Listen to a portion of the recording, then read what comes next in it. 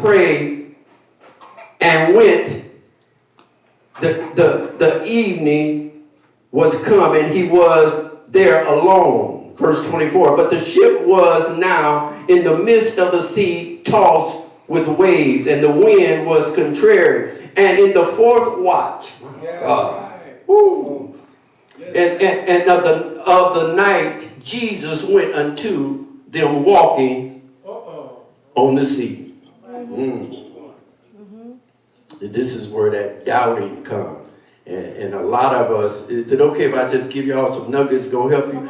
You have to believe from Genesis to Revelation. Right. Done with the don't use the Old Testament, and I'm done with don't use the New Testament. It all works together. That's right. Amen. Right. Yeah. It all works together. Yeah. You can't just do the New Testament. You need to do the Old Testament also. All right. It joins together. And walking on the sea, verse 26. And when the disciples saw him walking on the sea, they was troubled, saying, "It is a spirit." And they cried out for fear. But straightway Jesus spoke unto them, saying, "Behold, good cheer." Cheer when you're in trouble. Cheer when you go to the refrigerator and not much in there. Come on, somebody. And the only thing you got is a bowl of Roman noodles and some hot dogs to feed them babies. You need to do it in cheer. I'm not going to get no help from them. If your cars are hoopty and go down the street doing this, because that wheel ain't no good, you need to love on that car, my God. If that apartment you got is a little shambly, a little raggedy, one bedroom with a hot plate and a let-down bed, you need to throw some Fabulosas around in there, put some bleach in there, some Blessed Lord. Make sure that you play some Christian music early in the morning. I'm not talking about Beyonce and Jay-Z, not that early in the morning. Let the Lord start off first with you, because the Bible says that you first love God with all thy heart, thy mind, and thy soul. And the second commandment is just as greater. Amen. Love thy neighbor as you love thyself. Kiss yourself in the mirror. I'm going to help somebody today. I don't care if you have to put lip gloss, brothers, on there and kiss it and get an imprint of your lips on the mirror. It might be cold, but my God, you got to love some you. And because you got to see your destiny, and you have to get out of the boat. Look at your neighbor and say, "I'm coming out of this boat." Verse 26, and the disciples saw him walking on the sea, and they was troubled, saying, "It is a spirit." Always feel like a spirit when God tell you to do something you don't want to do it. I didn't get no help right there. And they cried out for fear, but straightway Jesus spoke unto them, saying, "Behold, good cheer, it is I. Be not afraid." Here go Peter. And Peter answered and said, "Lord, if it be thou, bid me to come." Listen, quit doing things and you don't ask God. Come on. He cute with a six-pack. Come on, he light-skinned, brown, 6'2". God, my God, he look good to you, sisters. I know. Come on, she's cute. Amen. Got an hourglass body. She look good. She don't work and he don't either.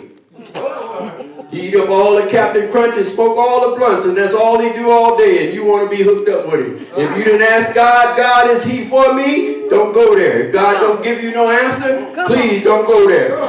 Because you got him driving your car was cute and clean, and it was new. But now he's driving it, he ain't fixed the flat, you still got the donut on it, your seats is burned up because him and his boys is smoking weed in there. I wish I had a church to just come back to me.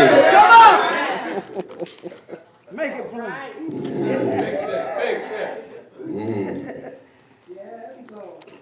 Oh, that was the spirit.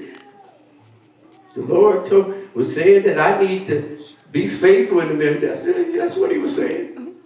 You need to be faithful. You faithful everything else. You was faithful going to the dope house. You was faithful lying. And let me talk to the people that never did no drugs in their life. Ain't never drank, ain't snorted nothing, ain't popped no pills, ain't did nothing. But you're a backbiter, you're a liar. You're not on time, you're disobedient to the pastor. You don't believe nothing first lady say. You're all over the place. You're a busybody trying to start ministry in a ministry that's already started. You do your layings in the parking lot. You preaching, my God, in somebody to the sister on the toilet in the bathroom. You don't believe in nothing a man and woman of God say at your church. You trying to do a ministry all by yourself. You're not with the flow, you're against the flow. Look at your neighbor and say, let's get on one aboard and one accord. One aboard was the boat we talking about. Come on, somebody. I know y'all thought I missed it. No, we still on the boat. I'm trying to get you off the boat. Look at your neighbor and say, I need to get off the boat. I've been doing the same thing too long. Amen. He's still hitting on you and you ain't telling nobody. Buying extra makeup to cover over them black eyes and them bruises. My God. You come in, somebody asks you how you do. Thank you, Jesus. Hold me. Set on fire. You're a lying wonder. You need to pray that demon out of your house and get a restraining order and keep moving. Do you know that men is killing women now? And you better not be playing with them. And don't take that man's money. Pay your own water bill. If you can't afford that cell phone, throw that thing in the nearest river. We didn't have them a year ago. You stuck on that demon. Google everything. Google what Jesus will say about that lazy man. A man that don't work, don't eat. And you've been sitting there, he been with you 6 months. And he still ain't bought no grocery. And the only thing he do is follow you when you get your little food stamp. Your little $600 food stamp for your 3 children. Only thing he do is take it. And he'll walk in front of you. Maybe even hold your hand, Sister Mia, because he knows he gonna sell half of them food stuff for some dope and gonna leave your children eating hot dogs bologna.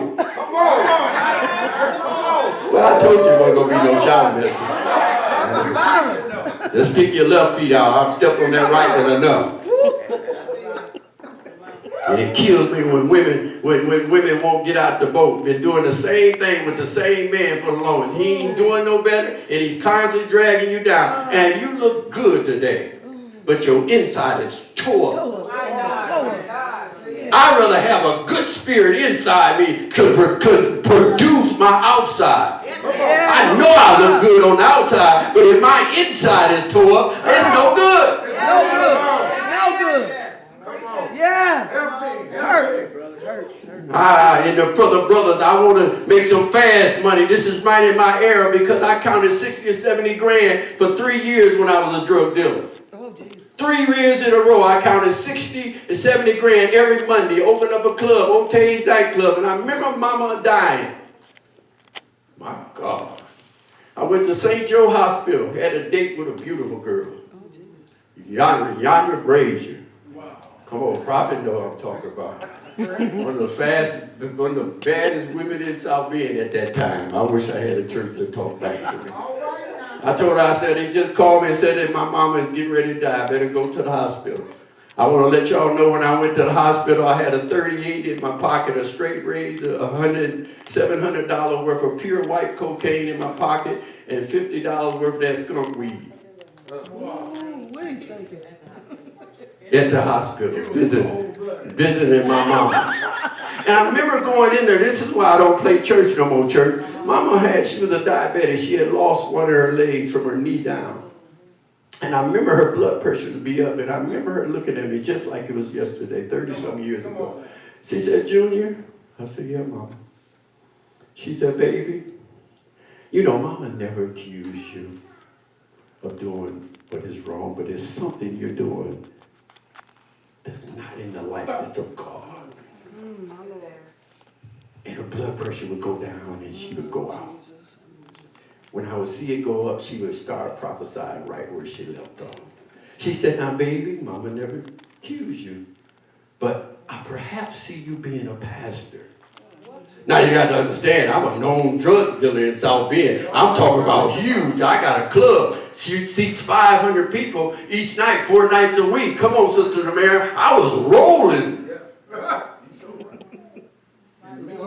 Come on, somebody. And we'll shoot and stab. And one big and one tough, but I was very scary. So I'll fight my way out of the corner, believe me. But I remember my mama saying, you're going to perhaps be a pastor. And I walked out. I told the sister I was with, Mama really sick. To think that I could be a pastor? Out of all the stuff that I'm doing, my crew working, I'm the hottest thing going on in South Bend. I wish I had a church to talk back to me. I witnessed true prophecy. I am not going on 9 years of pastor. I wish I had a church see, y'all don't know when to shout. See, y'all don't know to shout because you got to understand that some of y'all going to have these testimonies. Yeah. Especially when you leave here tonight. Come on. Because if you want the devil to fight you, watch.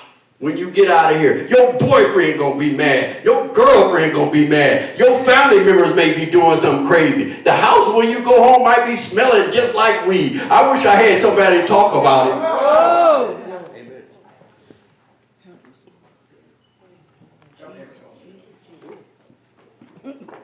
I'm almost done.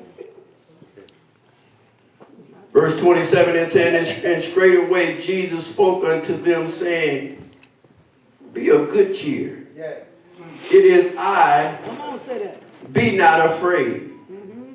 And Peter answered him and said, Lord, if it be thou bid me to come unto thee on the water. And he said, come. And Peter was coming down out of the ship. And he walked. Somebody say he walked. He walked on water to go to Jesus. Now, what is he talking about? Well, you got to understand that Jesus Christ is letting us know in all of your problems that you have, he can stand on your problem. He'll walk right on the top of your problem. And in this text, he's telling if you have faith of a mustard seed, everything that's going in your life wrong will change. He'll fix it, Superintendent Diggins. He'll make it change for you. That boyfriend that you got, that you need to cut him loose. Sisters, I give you a test. Ask the man that you're dating to come to church. Wow. I just heard him say that, prophet, that you over-evangelizing.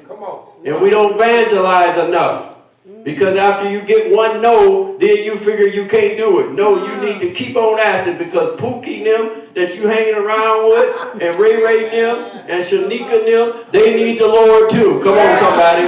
That's right. I'm talking about your friends that you scared to witness. You scared to tell them that you go to church. Come on. Them people. Watch it. Ooh, it got quiet. He said it's gonna get quiet. I like when it's quiet because see, one thing we can shout us back to hell. Hey, hey, and go right out here and do everything that's big enough to God. Speaking the unknown tongues, I'm black, and you hear them testify all the time. I'm sanctified, filled with the holy, precious Lord, and lit with fire. What do that mean? And you just like I almost said a wet pamper. You can't set a wet pamper afire.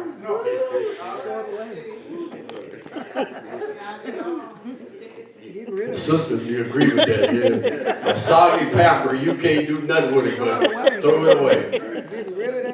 Ooh. My God. Verse 28, and Peter answered him and said, Lord, if that thou bid me to come unto thee on the water. Yeah. And he said, come. When Prophet and Superintendent Diggins and First Lady Diggins tell you to do something, church, do it. And please, you older saints that's been here, please do not discourage them talking about, I don't do Bible study no more. I don't do all that church. Ain't no better place than where you could be right here. Amen. I don't care where you go, ain't no better place than church. I was sitting on a bar stool and I spent around and I looked at there and when I was trying to order me I didn't really drink it back in the day, and I had somebody come up to me and say, hey, you don't supposed to be in here. I was sitting at the dope house one time down in the old damp basement. Come on, somebody. Yeah.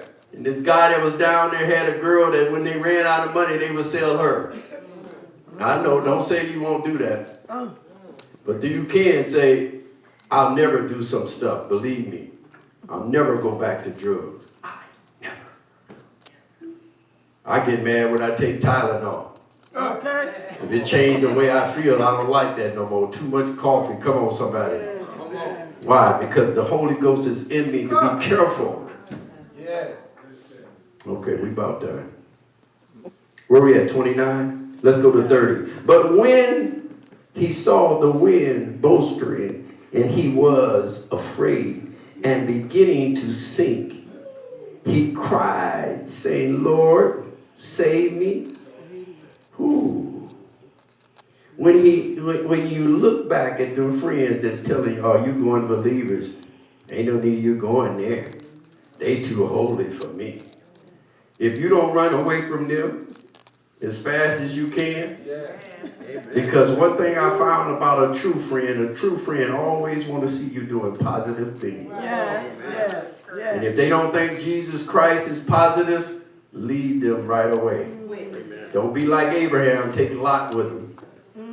Some of y'all not blessed because the people you hang around. Do you know that? God can't bless you because you hanging around the wrong people. I don't know who I'm talking to, but somebody in there know that it's time to get off the boat.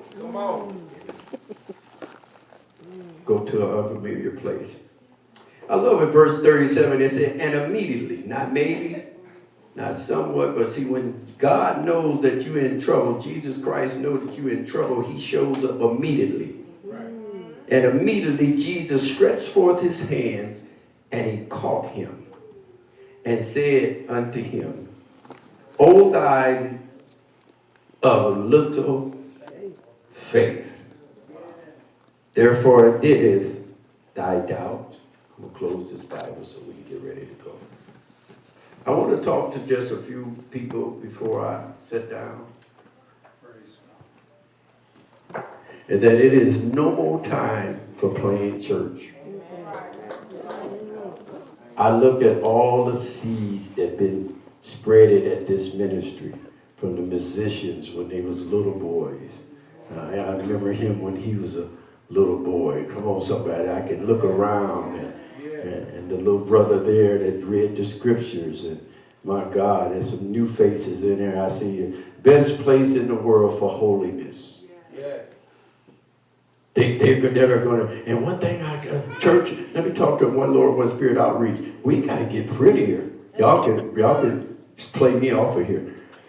We got to get prettier. Do you know that believers do?